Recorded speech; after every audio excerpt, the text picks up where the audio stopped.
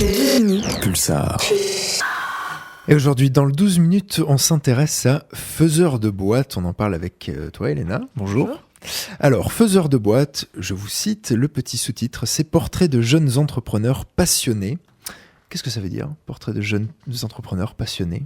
Alors tout d'abord, en fait, c'est que Faiseurs de boîtes, c'est un site internet donc, qui a pour objectif de présenter une fois par semaine l'interview d'un jeune entrepreneur passionné. Pourquoi ? Parce que l'idée, c'est de valoriser en fait, des jeunes entrepreneurs qui ont su mettre tout en œuvre pour vivre de leur passion et donc créer une entreprise autour de leur passion. Donc ça peut concerner la mode, l'artisanat, l'art, les médias.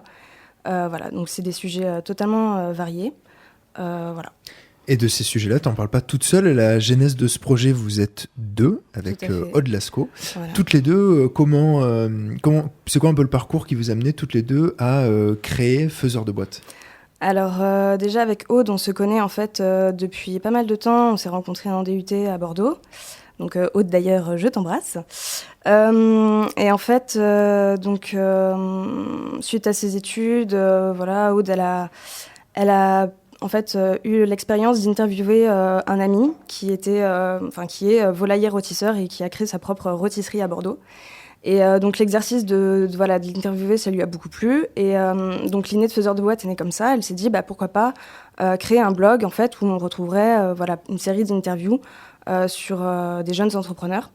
Donc elle m'en a parlé, l'idée moi m'a branchée. Il se trouve que j'ai repris mes études en master web éditorial à Poitiers.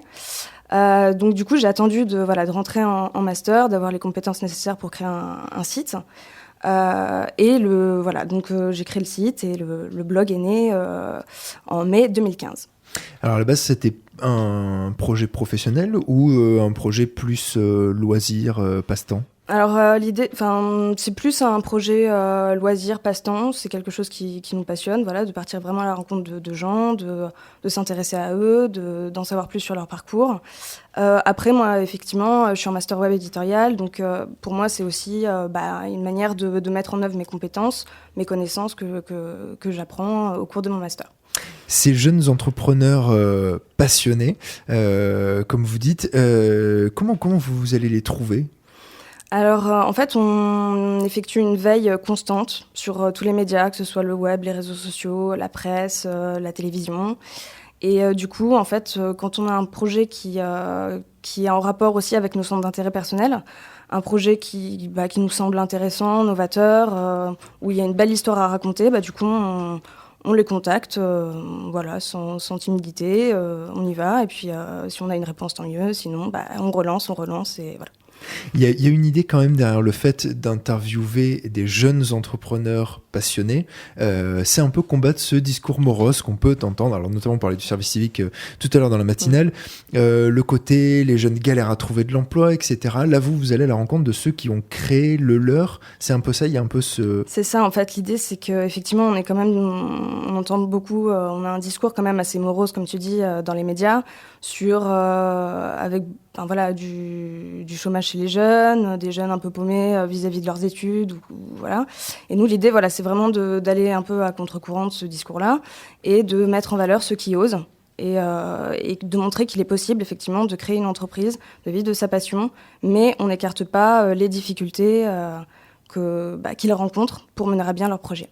Alors c'est vrai que souvent c'est des interviews fleuves dans lesquelles il y a beaucoup de choses qui sont racontées. Il y a aussi une part d'expérience qu'on peut aller chercher quand on veut soi-même, quand on se pose des questions sur le fait de créer une entreprise, de se lancer dans un projet. On peut aller chercher une certaine expérience dans ce qu'on trouve sur le site. Oui, tout à fait. L'idée c'est que on laisse vraiment la parole à ces jeunes entrepreneurs. Et l'idée, c'est que ça puisse donner l'envie à d'autres de se lancer. Et de se dire qu'il est possible de réaliser son rêve. De monter son projet. Pour revenir tout à l'heure, tu disais il y a plusieurs thématiques qui sont abordées en fonction de vos centres d'intérêt personnel, forcément. Qu'est-ce qu'on va retrouver là-dedans ? Alors, beaucoup de choses. On a de la mode, on a des médias, des choses qui concernent l'art, des entreprises orientées web, nouvelles technologies. C'est vraiment extrêmement divers et varié. Et c'est ça aussi qu'on veut mettre en avant. Vous avez des projets de développement pour ce que vous faites, puisqu'actuellement... Alors, ça fait combien de temps que ça existe, Faiseur de boîte? J'aurais peut-être dû commencer par là. Alors, du coup, le site a été officiellement mis en ligne le 31 mai 2015. Donc, il y a presque un an. Voilà. Idée de développement, on a le projet de créer une association pour recruter en fait des rédacteurs partout en France, dans les grandes villes en France, pour pouvoir faire vraiment des interviews sur place, prendre nous-mêmes nos photos et rencontrer physiquement les entrepreneurs, ce qui est quand même plutôt mieux lorsqu'on fait une interview, c'est clair. Et voilà, donc l'idée c'est de créer une association pour avoir un espèce de réseau de rédacteurs. Voilà. Parce que là, dans les différentes entreprises que vous avez interviewées, il y en a certaines qui sont de Poitiers, certains projets qui sont de Poitiers, d'autres de la région, d'autres de la France entière. Vous allez les chercher vraiment aux quatre coins de la France, et pourtant des projets qui pourraient effectivement être au coin de notre rue, dans lesquels on pourrait se retrouver. Alors, même si la mode c'est peut-être un milieu un peu particulier, mais je pense notamment à la rôtisserie au final. Bon, ça peut être un projet qui concerne un peu tout le monde. Pour revenir un peu sur comment le site fonctionne, donc tu disais une fois par semaine vous sortez un nouvel article, une nouvelle interview. C'est une certaine cadence quand même, enfin à deux, c'est du boulot. Ouais, alors du coup on a été rejoint par Tristan qui est un étudiant aussi en master web éditorial. Qui nous aide également. Mais oui, effectivement, c'est quelque chose qui nous prend du temps, mais c'est pas un problème vu que c'est vraiment un projet qui nous tient à cœur, qui nous passionne. L'idée, c'est de bien s'organiser, de suivre un calendrier éditorial, de contacter ou recontacter constamment les jeunes entrepreneurs qui nous intéressent.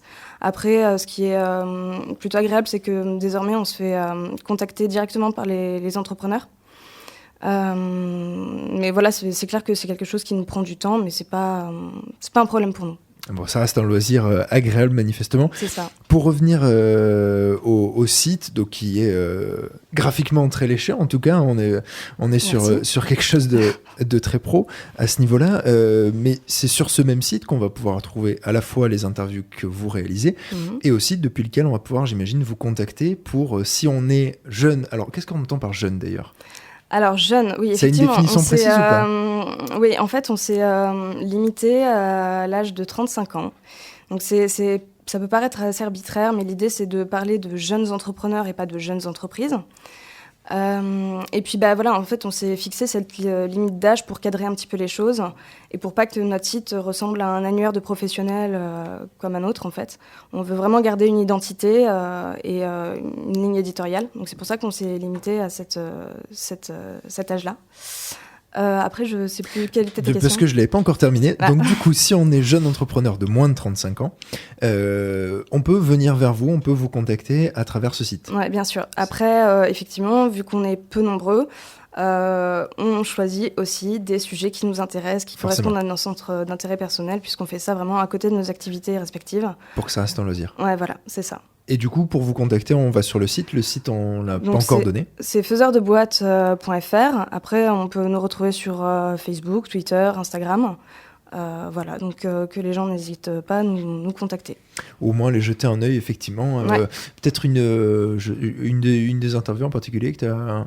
on pourrait peut-être retrouver celle de Tortuga Magazine. C'est ça, avec Camille Coignac, qu'on avait reçu sur ce plateau, par exemple. Et puis c'est sympa parce qu'en fait, Camille, on l'a interviewée vraiment alors qu'elle commençait le projet. Donc c'est ça aussi qui est aussi sympa pour nous, c'est de faire des interviews de jeunes qui débutent et voir progressivement leur évolution. D'ailleurs, on garde toujours un peu un contact avec eux, puisque l'idée, c'est de les recontacter par la suite, dans 1 an, 2 ans, pour voir où est-ce qu'ils en sont et voir les difficultés qu'ils ont pu rencontrer dans le développement de leur entreprise.